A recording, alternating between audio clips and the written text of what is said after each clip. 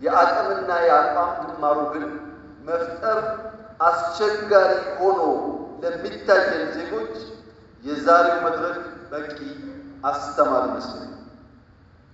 አብይና ዘሪሁን፣ አብይና ጌታቸው፣ አብይና ፈላስፋው ዳኛቸው ስለ ሀገራቸው ጉዳይ በአንድ ቦታ የሚቀራረብ ቋንቋ መነጋገር የሚችሉ ከሆነ ከነዚህ ሰዎች የተለየ ክሪቲክ ከነዚህ ሰዎች የተለየ ሀሳብ የሚያንሸራሽር እምብዛም የለም።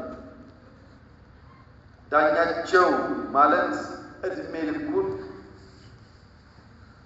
በመተቸት በመቃረን ሀሳብ በማመንጨት በመጠየቅ የራሱን ስራ እስኪሰዋ ድረስ ተጋድሎ ያደረገ ከቤተሰብ እስኪቃረን ድረስ ተጋድሎ ያደረገ የረጅም ዘመን የበቃ መሆኑ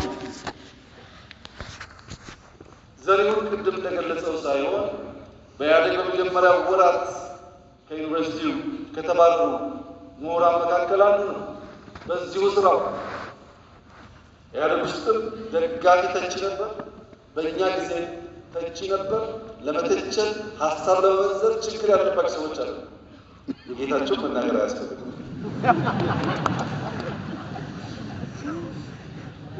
ከነዚህ ሰዎች የተሻለ የደረጃ ሀሳብ ይዞ በኢትዮጵያ ናሽናል ኢንትረስት ላይ የሚታገል ብዙ ሰው ላይ ለሁላችንም ኢትዮጵያ ትበቃለች። የምንደመረው በአንድ ጭንቅላት ለማሰብ አይደለም፣ ስለ አንድ ሀገር ለማሰብ የምንደመረው በአንድ አዳራሽ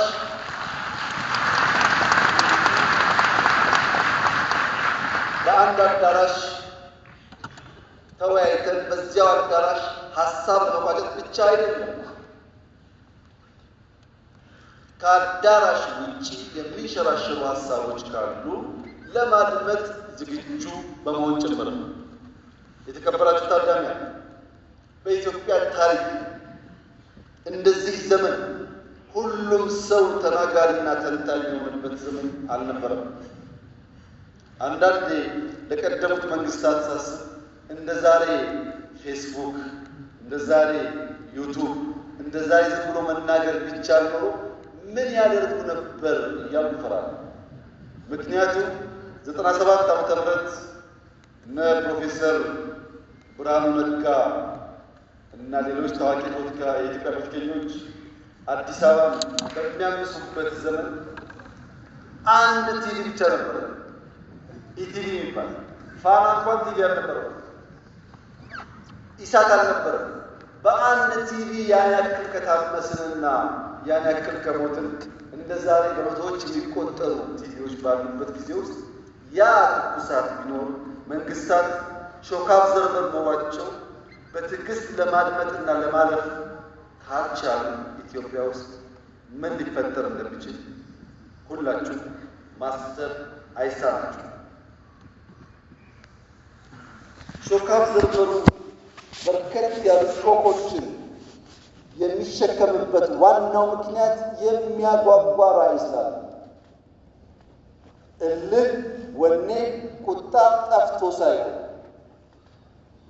ያ የሚያጓጓው የብልጽግና ራዕይ ግድ የለም እኛ ስንረገጥ ነገር እንዳያልፈን በትዕግስት አብዞርብ ያደረግን ብንሻገር ይሻላል የሚል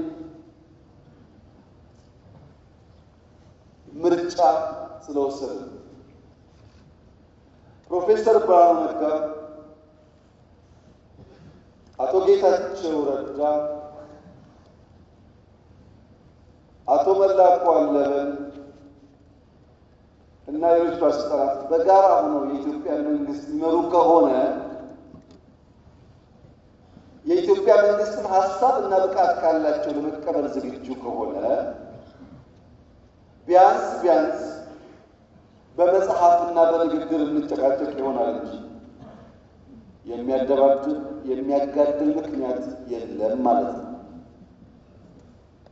ስለዚህ መንገዱ በተቻለ መጠን ኢትዮጵያውያን በጋራ ራዕይ ላይ መሰብሰብ ያስፈልጋል ብሎ ያለው ኢትዮጵያውያን በጋራ ራዕይ ከተሰባሰቡ በኋላ ስብራት ለይተን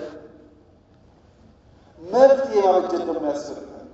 የኢትዮጵያ የእድገት ጉዞ ስብራት፣ የኢትዮጵያ ፖለቲካል ችግር ስብራት ዋነኛው ጉዳይ የጥላቶቻችን አጀንዳ ነው። ይሄ መለያየት ነው።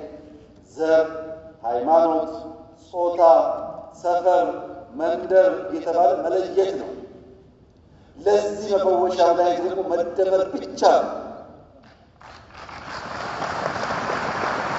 እኛ መደመር ስንል ጠላቶቻችን ይደነግጣሉ። ምክንያቱም ስንደመር እንዴት ያለ ታሪክ እንደምንሰራ በጥንት ዘመን የኢትዮጵያ ታሪክ ስለሚታወቅ ኢትዮጵያውያን ትግሬ፣ ኦሮሞ፣ አማራ፣ ጉራጌ፣ ወላይታ፣ ሲዳማ ባንባባል ያ ቢከበር በጋራ መቆም ብንችል መፍጠር እንችላለን። በአስፈላጊ ቦታ ደግሞ መዝለል እንችላለን። መከተል ሳይሆን መዝለል እንችላለን። ከተቀባይነት ተከታይነት መላቀቅ እንችላለን። ሀሳብ ተቀብለን፣ ገንዘብ ተቀብለን፣ ሚሽን ተቀብለን ኢትዮጵያ ላይ መለማመድ ተገቢ አይመስልም። የብዙዎች ችግር ፊዚካሊ አልተገዛንም ብንልም ቨርቹዋሊ በብዙ የቆሸሹ ሀሳቦች የተገዛ ስብስብ ያለበት ሀገር ነው ኢትዮጵያ። የሰውን ሀሳብ ከናሽናል ኢንተረስት አንጻር መመዘን ከተቸገር እዚያ ማዶ የምንሰማው ሁሉ ትክክል ከሆነ ለመመርመር ማንዘጋጅ ከሆነ የኢትዮጵያ ብልጽግና ማረጋገጥ እንችላለን። ስለሆነ መደመር አለብን። የምንደመረው መከፋፈል የኛ የኢትዮጵያውያን ሀሳብ ሳይሆን ኢምፖዝ የተደረገ ቶል ስለሆነ ያለ መከላከል እንደመራለን። ሌላው በጉዟችን ማየት ያለብን ነገር የስነ ልቦና ስብራት ተሰርተናል። አንችልም ባዮች ነን። ይሄ ነገር አዲስ አበባ ነው። ይሄ ነገር ኢትዮጵያ ነው። የአዲስ አበባን ኮሪደር ዲዛይን ያደረገላችሁ ማን ነው? ገንዘቡ ከየት መጣ? ማን ነው ኮንትራክተሩ? ለምን ኢትዮጵያ አንችልም ብለን ተቀብለናል። አንችልም ስላል ባለቤት ይፈለግለታል። ጥሩ ነገር ከታየ የኛ አይደለም ሌላ ሰው። ይሄ የስነ ልቦና ስብራት ከላይ እስከታች ነው ያለው። ወንድምና እህቶቼ እንችላለን። የምንችለው በጠራ ሀሳቤ ከግል ፍላጎት ባሻገር ለወል መሻት የምንተጋ ከሆነ እንኳን ዛሬ በ21ኛው ክፍለ ዘመን የዛሬ 155 ዓመት ገደማ ህልም ያላቸው ሰዎች በምዕራብና በምስራቅ መካከል ያለን ጋሬጣ፣ ያለን ተራራ፣ ያለን መሰናክል አፍርሰው ድልድይ ለማድረግ ወሰኑ። በምዕራብና በምስራቅ መካከል የሚደረገውን የንግድ ጉዞ በ8900 ኪሎ ሜትር ለመቀነስ ስዊስ ካናል የሚባል ተራራ፣ ስዊስ ካናል የሚባል ግድግዳ ማፍረስ ወሰኑ። ስዊስ ካናል 193 ገደማ ኪሎ ሜትር ነው። ያን ሲወስኑ እንደዛሬ በቂ ማሽን አልነበረም። እንደዛሬ ሊመች የኮንስትራክሽን አቅም አልነበረም። ብዙዎች ሞተዋል ያን ለማሳካት። ሲያልቅ ግን 8900 ኪሎ ሜትር የ10 ቀን ጉዞ በምዕራብና በምስራቅ የዓለማችን ክፍል አሳጥሯል። ለምን? ንግድ ወሳኝ ነው። ለንግድ የሚመች መንገድም ወሳኝ ነው። በኢትዮጵያና በህንድ መካከል ድልድይ እንጂ ዳገት አልነበረም በታሪካችን። ለዚህም ባህላችን በርካታ ነገሮቻችን ይታሰራሉ። ዛሬ የኛ የሆነውን ቀይ ባህር መልሶ ለመጠየቅ የሚሰጋ የሚጠራጠር ትውልድ መፈጠሩ የስነልቦና ስብራት አካል ነው። አንችልም ብሎ ነው የሚያስበው። እኔ ላረጋግጥላችሁ እወዳለሁ፣ ኢትዮጵያ ትችላለች።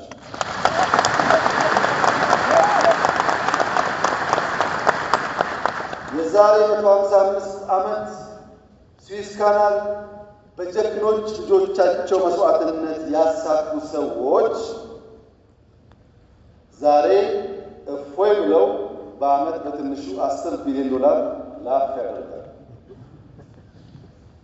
ስዊስ ካናል ሲሰራ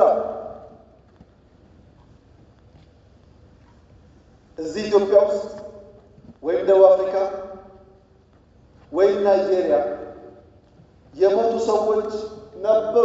ሰው ይወለዳል፣ ይሞታል፣ ግን ታሪክ የላቸው። ስዊስ ካናል ሲሰራ እየሰሩ በሐሩር ምክንያት፣ በምግብ እጥረት ምክንያት፣ በመድኃኒት እጥረት ምክንያት የሞቱ ሰዎች ግን ዛሬ ታሪካቸው ሕያው ነው። ከእኔና ከእናንተ መካከል የማይሞት ኢተርናል ላይፍ የሚጎናጸፍ አንድ ሰው የለም። እኔም እናንተም ሟቾች ነን። የማይሞት ታሪክ ሰርቶ የሞተ ሰው ለዘላለም ስሙ በትውልድ መካከል የሚተላለፍ ስለሚሆን ኢትዮጵያን የሚያክል ሀገር ኢንካፕሱሌትድ ሆና ለልጆቻችን መሸጋገር አለበት ብሎ ማመን ተገቢ ሐሳብ ያለው ተገቢ ሐሳብ ያለው። ይህን ለማሳካት የግድ ውጊያ፣ ግጭት ያስፈልጋል ብለን አምናን። ለዚህም ነው ለ5 ዓመታት ስንለማመድ የነበረው።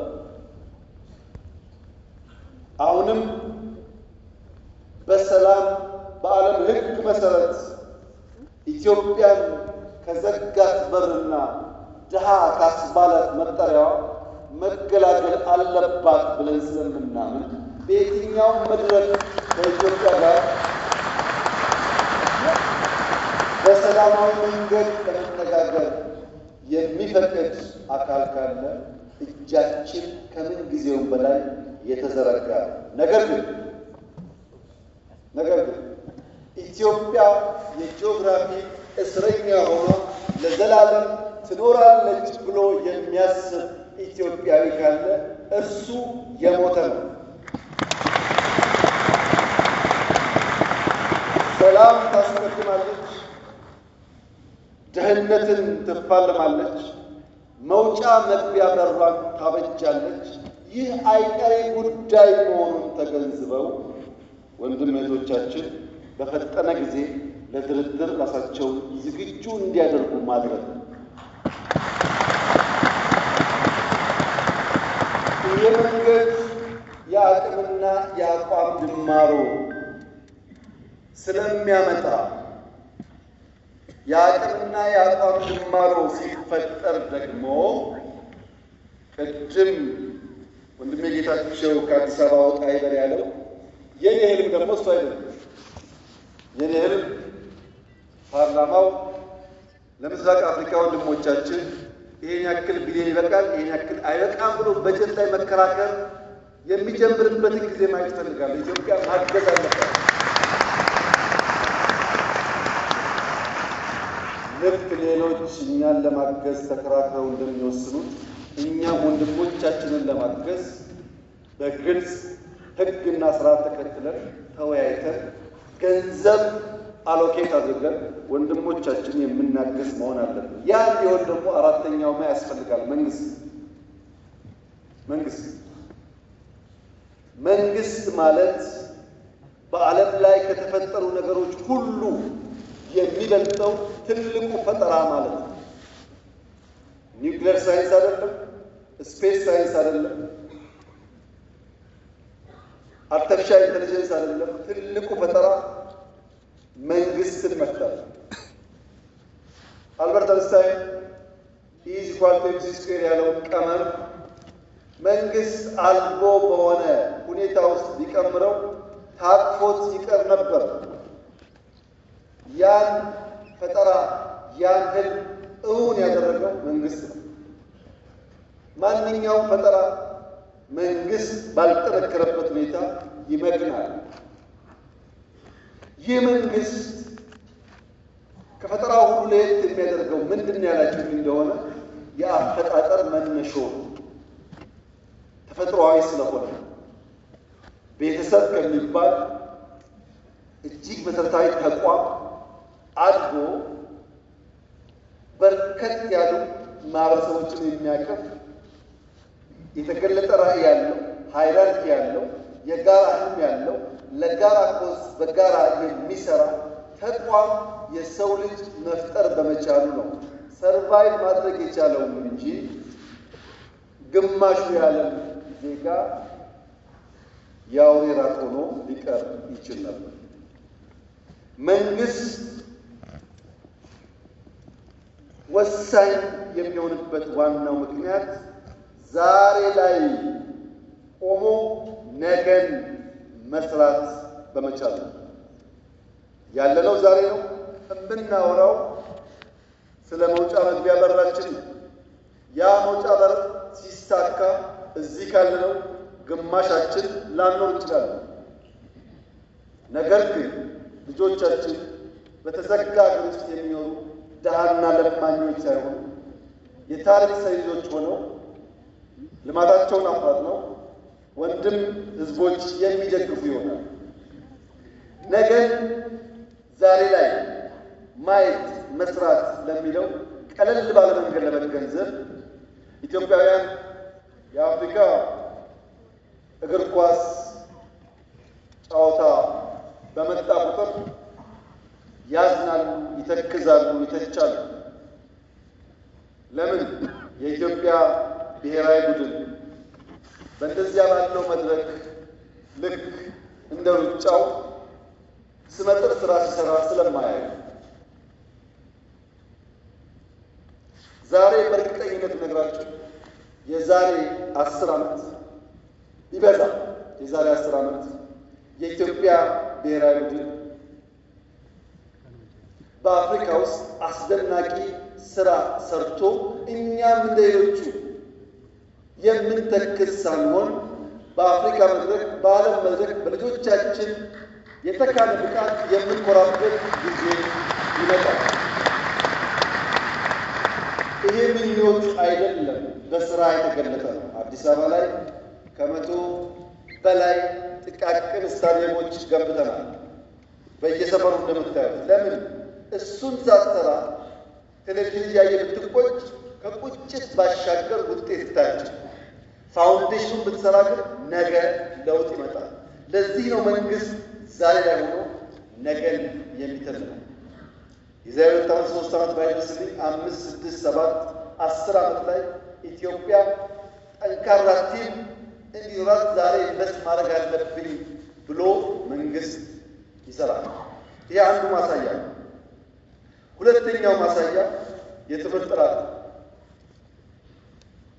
የኢዜማው ሊቀመንበር የሚመራው የትምህርት ሚኒስቴር የትምህርት ጥራት ማረጋገጥ አለብን ብለን ሮድማፕ አውጥተን ከወሰን በኋላ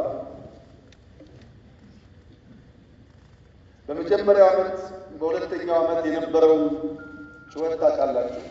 በዚህኛው ዓመት ለውጥ መጥቷል።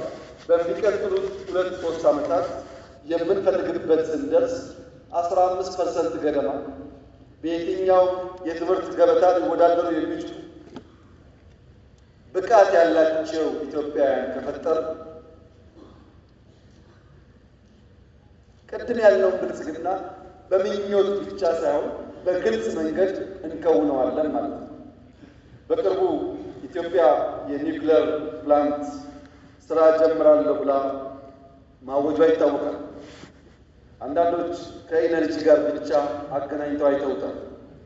እዚህ ያላችሁ ሰዎች መገንዘብ ያለባችሁ በኒውክሌር ቴክኖሎጂ ላይ ኢትዮጵያ መስራት ስትጀምር የሕክምና ሳይንስ ያድጋል፣ ፕሪሲዥን ፋርሚንግ ያድጋል፣ የውሃ አጠቃቀም ያድጋል። አሁን የምናወጣቸው ተማሪዎች የሚመራመሩበት፣ የሚሰሩበት፣ የሚያድጉበት፣ የሚወዳደሩበት አቅም ይገነባሉ። ኢነርጂ ብቻ አይደለም።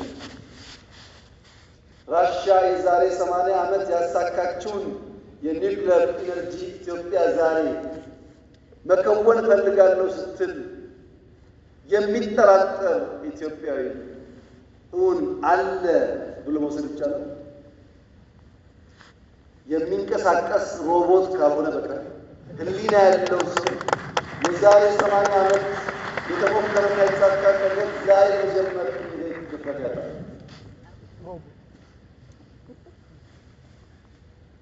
ኢትዮጵያ ትችላለች፣ ትጀምራለች፣ ትጨርሳለች። መንግስት ነገ ላይ ሆኖ ዛሬ ማወቅ አለበት። ዛሬ ላይ ሆኖ ነገም ብቻ ሳይሆን ነገ ላይ ሆኖ ዛሬ ማወቅ አለበት። ዛሬ ያለ ውስን አቅም፣ ዛሬ ያለ ስብራት፣ ዛሬ ያለ እንካ ሰላምታ የሚቀጥል ከሆነ የልጆቻችን ዕጣ ፈንታ ግልጽ ነው። ስደት ነው፣ ልመና ነው። እኔና እናንተ ያየነው መከራ ልጆቻችን እንዳያዩ ከፈለግን ዛሬ ላይ ሆነን ለነገ ስብራት እንጠገናለን። አንደኛው ስብራት ትልቅ ሆነን ሳለን፣ ብቁ ሆነን ሳለን፣ ማከናወን የምንችል ሆነን ሳለን በስነ አእምሮ አንሰን መገኘታችን። ይህ ስብራት መጠገን አለበት። ይህ ትውልድ መሰረት መጣል አለበት። የመደመር መንግስት ሲጠቀለል የሚያነሳው ዛሬ ላይ ሆኜ ነገ ላይ ሆኜ ዛሬ በምልልስ በምናብ እየቃኘው እየተጋውና እየሰራው ለልጆቼ የተሻለ ዓለም መፍጠር እችላለሁ ብሎ ያምናል። ይህንን በሚመለከት በዚህ ያላችሁ ሰዎች እንድትገነዘቡ ፈልገው ይሄ መጽሐፍ ሙሉ አይደለም። የጻፈውም ሰው ሙሉ አይደለም።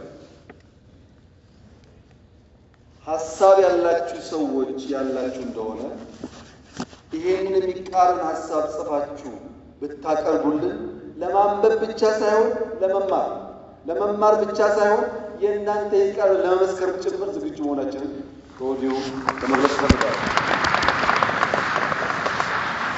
ምሁራን ተቹት፣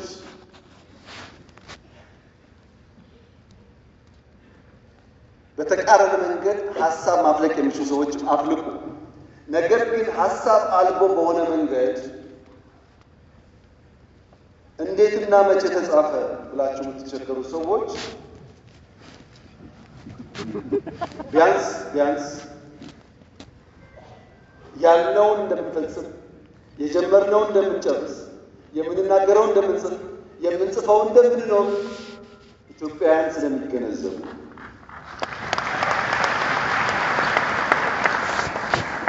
በውስጥ ያላችሁ ዋናው ትምምን የሚያስፈልገው በውስጥ ላሉ ሰዎች በውስጥ ያላችሁ ሰዎች ያለፉት 2 ዓመታት ምን አይነት መንግስት ነው የሚያስፈልገው የሚለውን በስልጠናዎቻችን ላይ ስንወያይበት ስንመክርበት የቆየነው ሐሳብ ስለሆነ ስታነቡት ግልጥ ብሎ የመደመር መንግስት ያ የመከርንበት የሰለጠንበት የተወያየንበት ጉዳይ ለእኔና ለእናንተ ብቻ ሳይሆን ውጭ ላለው ዓለም የተዘጋጀ መሆኑ በደንብ ይገለጥላችኋል።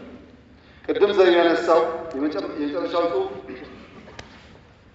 2019 ዳቮስ በሄድኩበት ጊዜ ፍሪሊዮን የሚል ተውት እንዳየው ነግሬያችሁ ነበር። ተደጋጋሚ ስልጠናውን ሰጥቶበታል።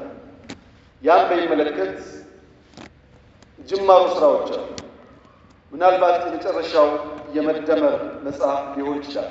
ያም ርዕሱ ከወዲሁ ብታውቁት የመደመር ስሌት በፍሪሊዮን ነው የሚለው። የመደመር ስሌት ከእያንዳንዱ ሰው አንፃር እያንዳንዱ ሰው ራሱን በማካፈል ራሱን በመስጠት ከራሱ በመስጠት በዚያ ውስጥ ማትረፍን እንዴት እንደሚለማመድ የሚያሳይ ሰነድ። መጽሐፍ ለምትወዱ መጽሐፍ ማንበብ ለምትወዱ ቀላሉ ምክሬ እድሜ ለቴክኖሎጂ ነገር ሁሉ ቀሏል። ቻት ጂቲፒ ወይም ዲፕሲክን አንድ መጽሐፍ ሰጥታችሁት በ10 ከስ ሰመሪ ስጠኝ ብትሉት ዋናውን ነገር ይሰጣችኋል። አትቸገሩ ከሁሉ ገጽ ጋር። ከዚያ ፈርዘር ከፈለጋችሁ ደግሞ ፈርዘር ሪፈር ማለት ትችላላችሁ። ኦዲዮ ቡኮች አሉ። ስፖርት የሰራችሁ ወክ እያደረጋችሁ ማድመጥ ይቻላል። ማንበብ፣ ሀሳብ መሸመት፣ ሀሳብ መገብየት ከመጽሐፍ ብቻ ሳይሆን ከኢትዮጵያውያንና ከሀገር ሽማግሌዎች መማር ይቻላል። በተቃራኒ መድረክ ላላችሁ ለምትቃወሙ ሰዎች የመጨረሻ መልእክቴ ከኦሮሞ አባቶች አባባል የተዋሱትን በመውሰድ ያ መርህ እንደሆነና መርሃችሁ እንዲሆንም በመምከር ጭምር ይሆናል። የኦሮሞ አባቶች ነገር ግራና ቀኝ ሲልባቸው ከህልማቸው የሚጋጭ ነገር ሲፈጠር ካን ኦብሳ ካን ሞጎርሳ ይላል። ገሪ ጎርሳ ገሪ ሞብሳ ሙለተኬት አዴሙ ቀብዳ ይላል። ከፊሉን እየታገስክ ከፊሉን እየመከርክ ወደ ራዕይ መጓዝ አለብህ ይላል።